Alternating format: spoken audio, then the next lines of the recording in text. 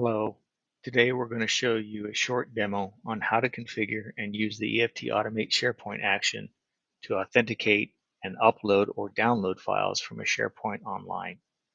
In this demo, we will show and reference the Microsoft documentation on how to configure SharePoint online with an app-only credential that can be used within EFT. We will then walk you through the app registration process in a SharePoint online and demonstrate using that registration to access SharePoint from the Automate action within EFT for authentication and to upload and download files. Here I have the latest version of EFT installed that contains the latest Automate 2024. Let's take a quick look at our authentication options in this latest version. The first thing you will notice when you select SharePoint Online, there is an authentication type dropdown that has default selected by default. This is the old option that Automate implemented to log into SharePoint with username and password. Automate now supports multiple authentication options, including SharePoint app only, Azure Active Directory app only, Azure Active Directory delegated, and interactive. Something you should consider when trying to set up authentication to SharePoint Online with the Automate SharePoint action is whenever you have multi-factor authentication, single sign-on or something like that enabled in your SharePoint Online, you will not be able to use Automate to log into your SharePoint with strictly a username and password. To address this problem, we have multiple authentication types, and Microsoft has recommendations on where and how to use them. As you can see in the dropdown, there are two options named App Only, the SharePoint App Only, and Active Directory App Only.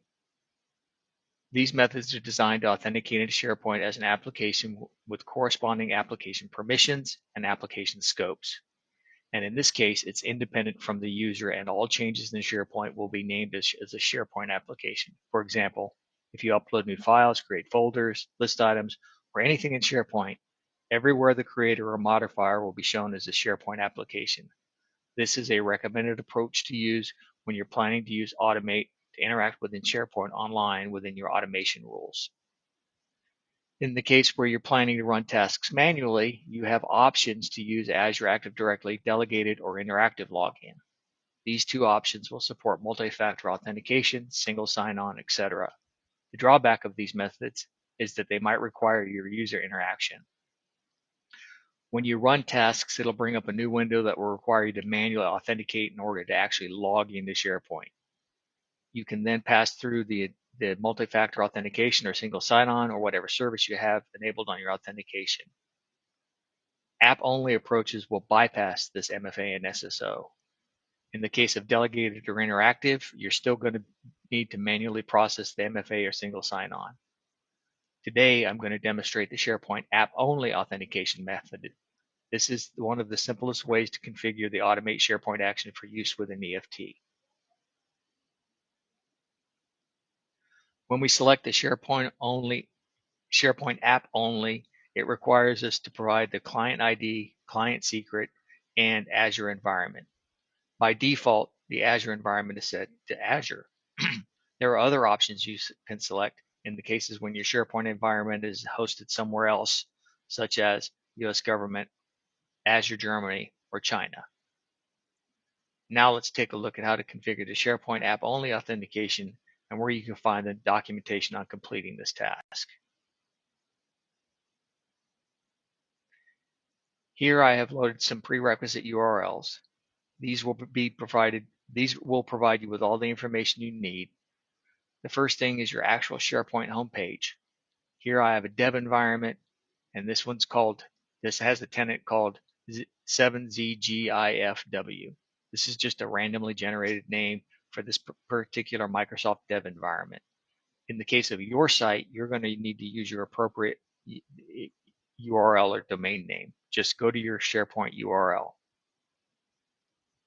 Next is the link to the Microsoft documentation on how to grant access using SharePoint app only, along with detailed information about the permissions and scopes and rights for configuring it. Now let's just follow the steps based on this Microsoft documentation. First, the most important thing we need to point out in the documentation is that using ACS app only access token is disabled by default. If you don't change this behavior, you can't use this for authentication from Automate within EFT. You can check the status of this using the SharePoint Online PowerShell module. If you Google the set SPO tenant command, you will find the information on how to use it, but this is outside of the scope of the documentation, or excuse me, this is outside of the scope of this demonstration. However, I will show you the commands to use and check this through PowerShell. If we bring up PowerShell, note that we're already authenticated within our tenant, and then run the command to look for this setting. Here we can see it is set to true, which is the default, and it needs to be changed for this to work correctly. We can then run the SPO tenant command to set this to false and check that it has been set. Now that we have validated the above value is set to false, we can continue on to the next steps in this demonstration. Initially, we need to create a new SharePoint Online app registration. This will generate client ID, client secret, and after that, we'll need to provide permission for the app registration. To do this, we need to navigate to the corresponding URL. Note that some permission levels require administrative access, so you may need to go to the tenant administration site to provide those permissions. Now let's navigate to the app registration page. On this page, I'm going to fill in the fields according to the documentation, giving my application a title, app domain, and a redirect URL. As it says in the documentation, once I hit the create button, I'm going to be presented with a client ID and a client secret. These will need to be saved for later use as it will not be available after you leave that screen. For the title of our app registration, let's call it EFT SharePoint. For the app domain, I'm going to use www.localhost.com as per the Microsoft documentation. And for the redirect URL, I'm going to use https://www.localhost.com, also per the Microsoft documentation. Just fill in the corresponding values and then hit the create button.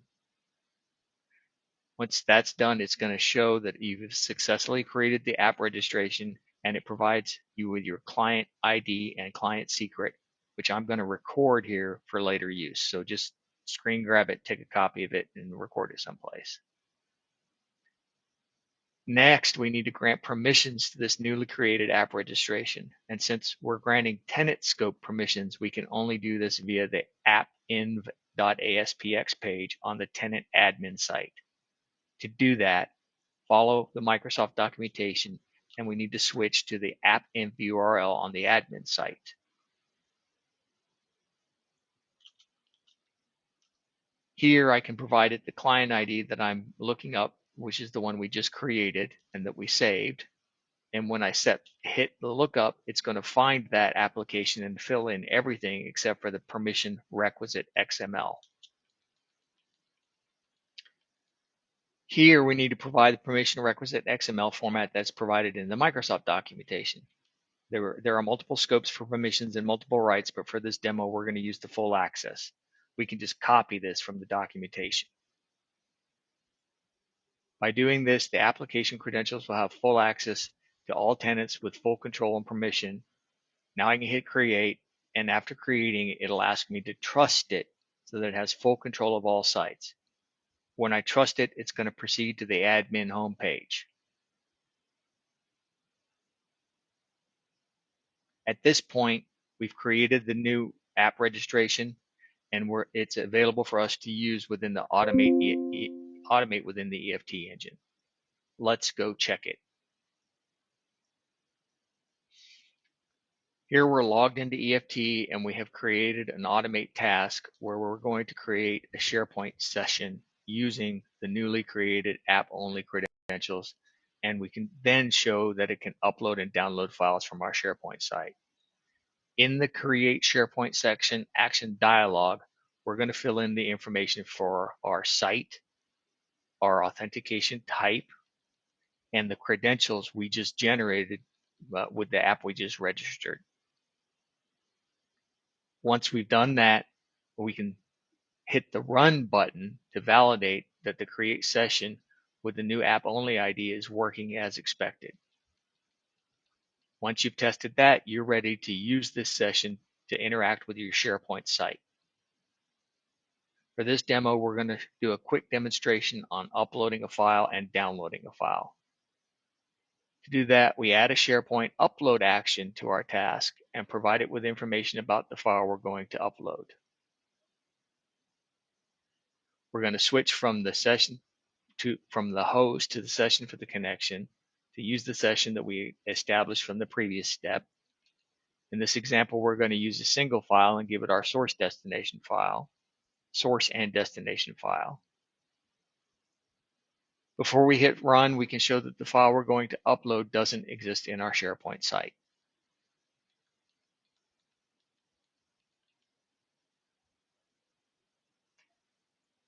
Now we can hit the Run button again and show that it successfully uploads the file to our test SharePoint site.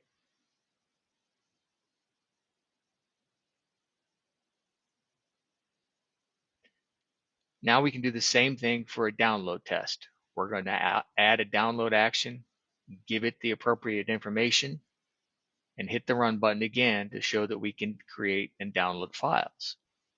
We create a download action, use the same session connection and appropriate file information for the download test.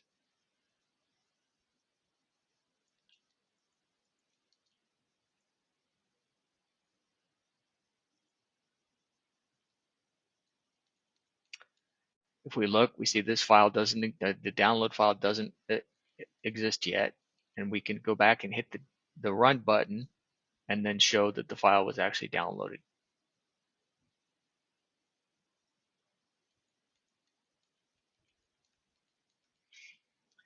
This concludes our short demo on how to configure and use the EFT Automate SharePoint action to authenticate and upload or download files from the SharePoint Online. In this demo, we've shown the Microsoft documentation on how to configure the SharePoint Online with an app-only credential that can be used with an EFT.